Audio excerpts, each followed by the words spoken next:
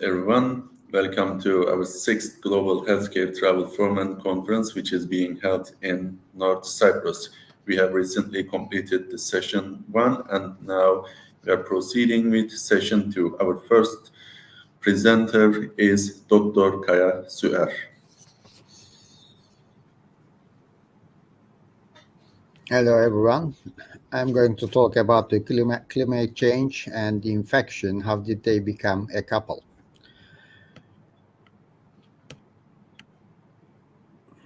Climate change is causing milder winters, warmer summers, and fewer frost days. This change in climate makes it easier for many animals, mosquitoes, ticks, and the infectious disease they spread to expand into new geographic areas and infect more people. With increasing temperature, animals that carry ticks, such as rodents, deer, and raccoons, are expanding their habitats. The warming climate means that ticks emerge and start biting earlier in the season than ever before.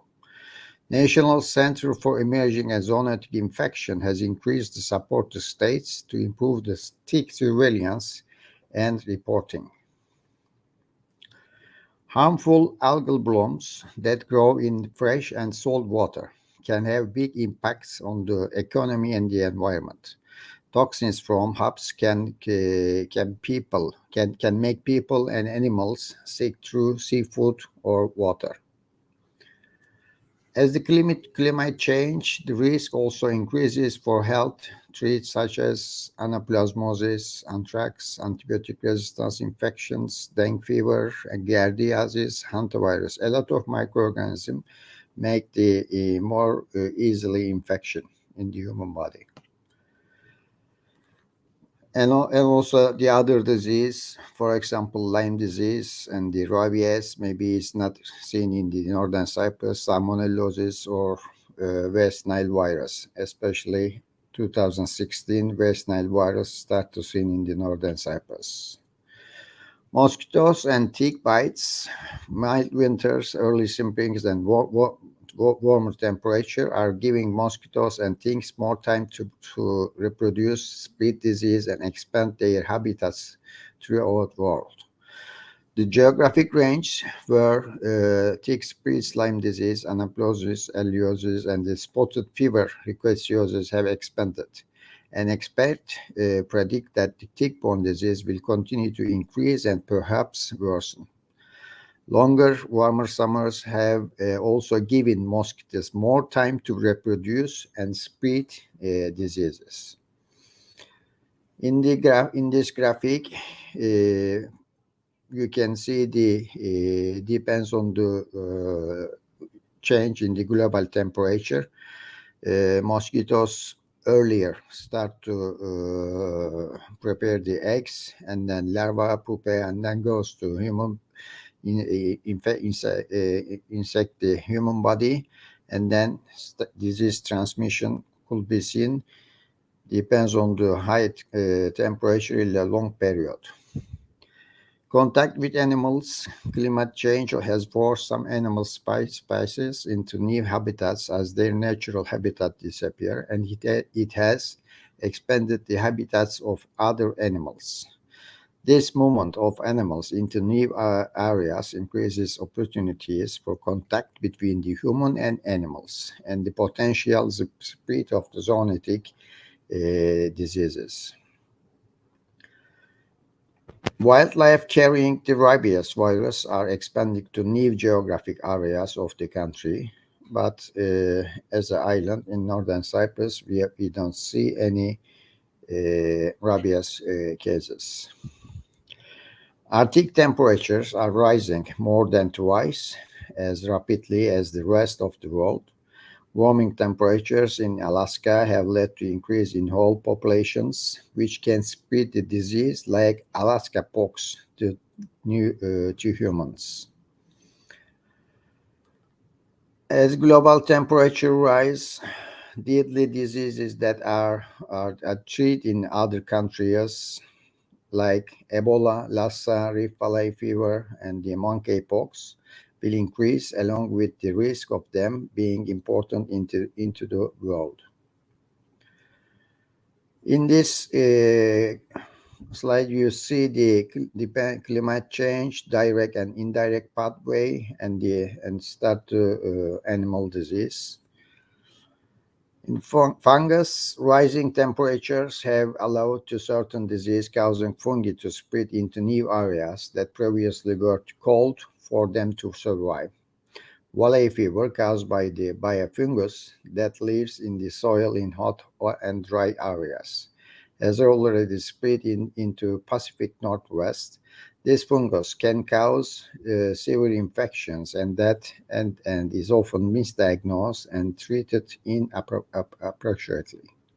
Valley fever, it's a coccidioidomycosis, a kind of fungus. As the difference between the environmental temperatures and the human body temperature narrows, new fungal diseases may emerge as fungi become more adapted to surviving in humans. Climate change also increases the risk for natural disaster and flooding, which can increase the risk for mold to grow in the people's home. Certain molds can cause deadly infection of the lung and the brain, for example, coccidioidomycosis. Climate change and infection in Turkey, there is a risk of increasing incidence of sandfly and mosquito-borne diseases, such as cutaneous visceral leishmaniasis and West Nile virus infection, which has local transmission currently. In addition, there is a risk of spreading of malaria, Zika virus, dengue virus infection, chikungunya, yellow fever disease, of which there has been no local transmission currently, but important cases are being reported. In Turkey, specific invasive Aedes species, which are the main vectors of such diseases, have been detected in certain regions. And also Aedes species, especially Aedes aegypti, first time is recognized in the 2022 in northern Cyprus.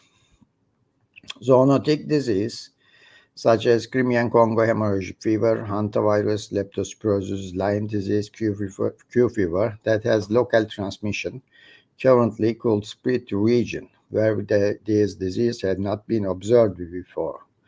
Disease control programs are carried out by the Zoonotic and Vector-Borne Disease Department for the prevention and control of the zoonotic and vector-borne diseases. Climate change and the infection in northern Cyprus, we need more studies because, as you see, I said some of the infectious disease problem before. Most of them is not checked in the northern Cyprus. We know something about the West Nile, but we don't have any chikungunya or the dengue fever in northern Cyprus until today. That's why we have to make some of the screening in this country. Here is the references, and we have to wake up against the infections. Thank you. Thank you very much, Dr.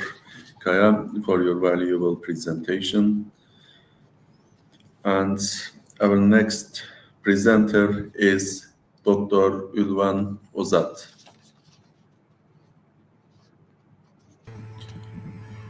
Hello, good morning, Dr. Bekir, and everyone who's watching the presentation.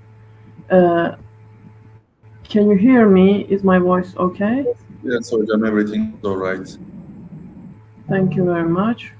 First, I would like to thank Professor Dr. Kaya Suer for his valuable presentation, our very own professor who takes a pivot role in infectious diseases in Cyprus. Now I'm going to talk about communication barriers to health tourism. I work in the plastic surgery department in Near East University, and we perform health tourism on a daily basis. We encounter several communication barriers, and we keep thinking about them. So we wanted to turn this into a research, and we try to find solutions for everyday problems that we experience. The main language we use in health tourism is English now, but it's not only for us medics. Because of the Western colonization, English started to spread to other parts of the world since 16th, 17th centuries. And in early 20th century, English became the language of science and technology. Later in 20th century, because science and technology is better in UK and USA schools, universities, English became the medium of instruction in high schools. And in the last quarter of 20th century, World Wide Web developed, and this turned the world into a global village, according to McLuhan. And English was the main language of the World Wide Web, so it gained the status of international language. But unfortunately, not everyone can express themselves perfectly in English, and knowing English is not enough to explain yourself, explain your health concerns, and to communicate greatly with the medical team. We have interpersonal communication skills jumping in at that stage, and we struggle with communication barriers on daily basis. There are 6 important barriers. The first one is semantic barriers, language, psychological barriers, organizational barriers, cultural, physical, and psychological barriers. The first is language barriers. There are 3 important things that we experience. The first one is poor quality of message. This means the message is not precise and easy to understand. We sometimes explain things in detail, but we forgot to give a simple explanation, and it becomes very hard for the patient to understand what we try to say. It's same for doctors as well. Sometimes patients explain their problems in detail, but they don't mention precise key details that would make it easier for us to understand. The second point is lack of clarity or complexity of the way of providing information. So we are not clear. If I want to say, take this pill 2 times a day, morning and night, I should put it in the form as simple as possible. But if we make explanations complex, the exact message gets lost in the speech. And the third main problem is technical language. Sometimes we use medical jargon, sometimes we use technical words, and we think patients understand it, but actually they don't. The second barrier group that we experience is psychological barriers, and this has a very important role in interpersonal communication. Empathy has a key role in psychological barriers as well. Both doctors and medical staff needs to demonstrate empathy to the patients in order to achieve a good interpersonal communication. In psychological barriers, premature evaluation of the information by the receiver, even before it's transmitted, can cause a great problem. For example, if someone comes for a facelift operation, and there's a patient experiencing complications, sitting in the waiting room, suffering from pain, and the new patient sees this old patient, they get into the psychological state of not wanting the operation, getting afraid from the complications, and whatever you explain, they would set up a barrier in their psychology for the operation. The second important thing is inadequate attention from the receiver's end. So if you lose the attention of the patient, whatever you explain, whatever details you give, they wouldn't be listening to you. They wouldn't be paying attention, and the message will be lost. And the third group is passing information from multiple resources. So we have 3 doctors speaking at the same time, explaining different things. The patient, the receiver, will be unable to retain everything, and most of the information will be lost. The next communication barrier group is organizational barriers. This is usually due to bureaucracy and hospital staff. This is barriers caused due to structures, rules, and regulations that are present in the organization. And this mostly takes place due to superior and subordinate relationships where the free flow of communication is not possible. So if the main communication media in the hospital is emails, and you need to email your boss, you need to email your head for very little details, it would take very long to answer the patients, and you will have barriers in communication with the patients. The next group is cultural barriers. These barriers arise due to lack of similarities among different cultures across the world, and this is inevitable. This is very easy to think of, but we usually forget about this in daily practice. So a great example is a term that can be harmless in one language can be regarded as slang in another language. Or in terms of religions, we have various beliefs amongst different cultures. We have different customs, beliefs, religions, attitudes, socioeconomic differences, and even daily habits. So, for example, our hospital has very good hospital food. We have dietitian-controlled kitchen with professional chefs cooking the meals. But sometimes people from Britain come for health tourism, and they call us and they ask if we have cheese and bread toast because they can't eat the traditional food that we serve. So there's usually an extra meal that is more continental for such patients. So we need to take care of what patients eat, how they act in daily lives, what their values are, what their customs are, in order to prevent cultural barriers arising. The next group is physical barriers. These barriers can be caused due to certain factors like faulty equipment, noise, closed doors, cabinets, or like having dyslexia, having hearing disorders, nervous disorders, or any condition that would interfere with the speech or hearing. And also the style, the tempo, the tone of the speech is very important, as important as the language.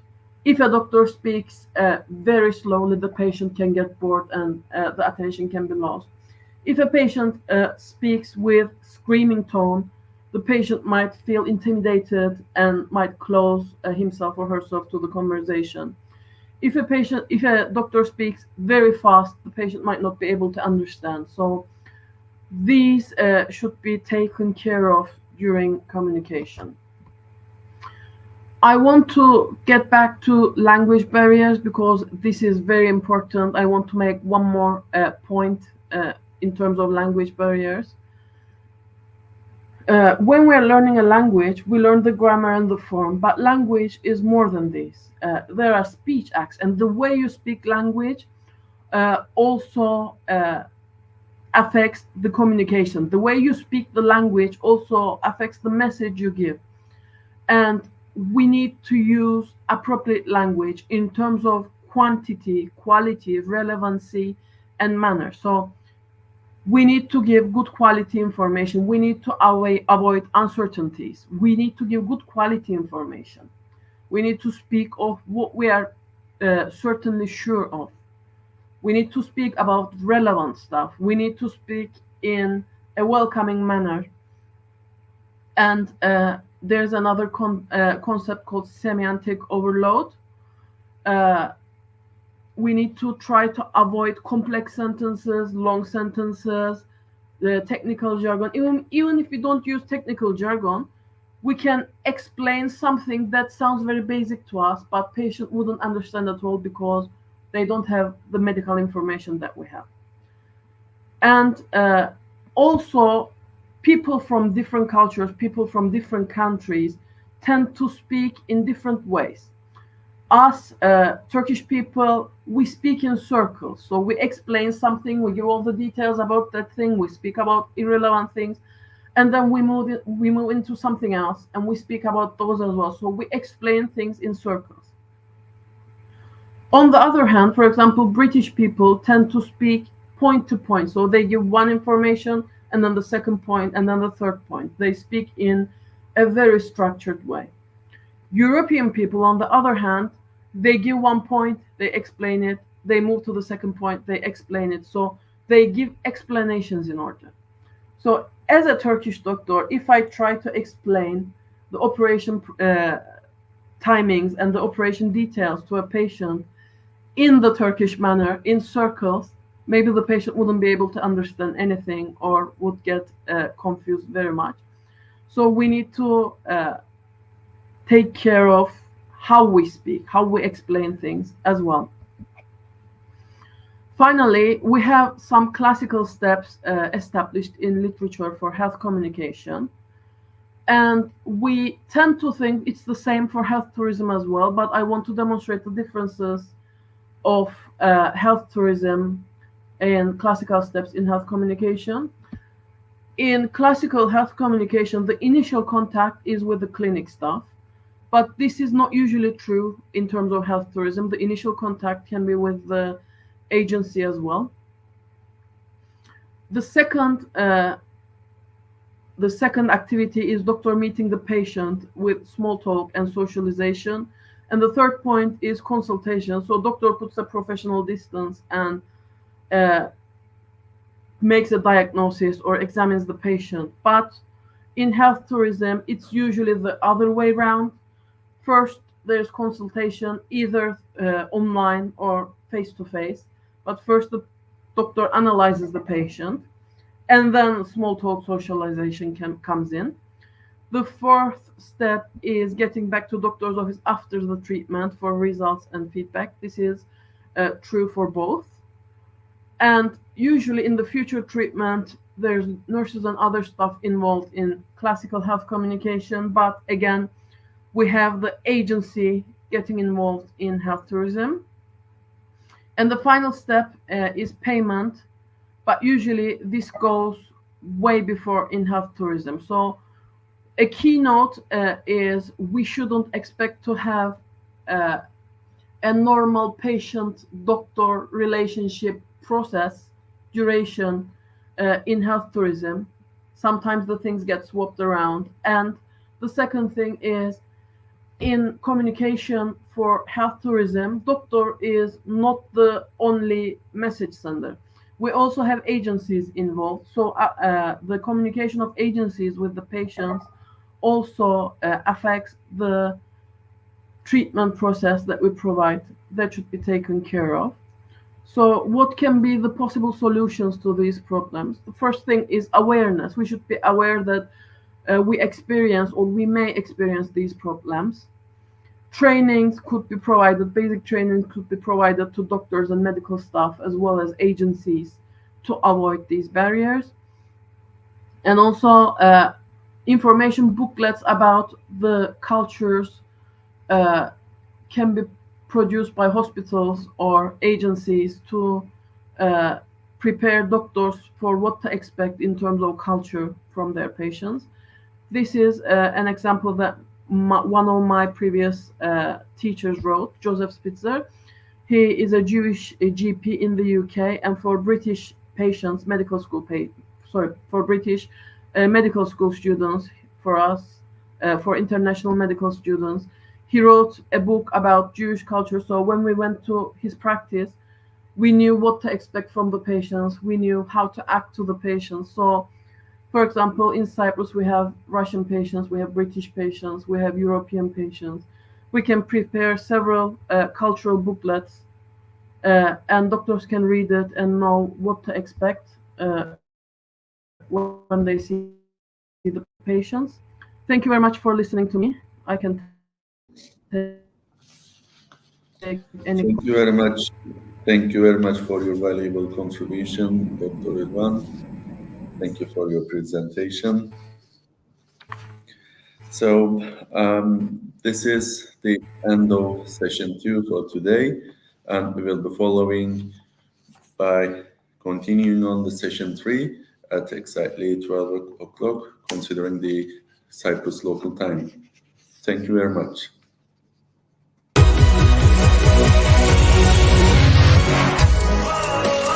Catching a bus.